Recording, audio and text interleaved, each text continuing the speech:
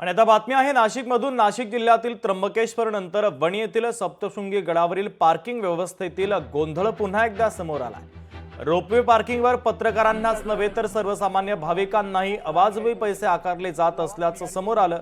दिल्या जाणाऱ्या पावतीवर ना कंपनीचं नाव आहे ना रजिस्ट्रेशन नंबर आहे। इतकंच नव्हे तर किती रक्कम घेतली याचा तपशील देखील पावतीवर नाहीये, त्याचा उल्लेख पावतीवर नाहीये।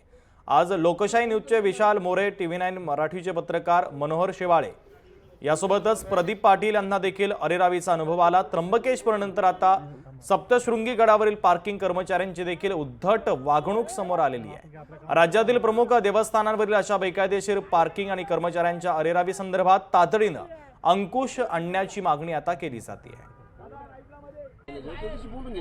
चालेल, ओके सर, तुम्ही कॉल लावून द्या, मी बोलणं करून घेतो, गाडी सोडून तुम्ही बोलून घ्या ना सर। तुमच्याकडे कॉल पाहिजे, आमच्याकडे नाही, कंपनीने आम्हाला बोर्ड लावून दिले, त्याला आम्ही काही करू शकत नाही। तुम्ही कॉल लावा, मी गाडी सोडून देतो लगेच।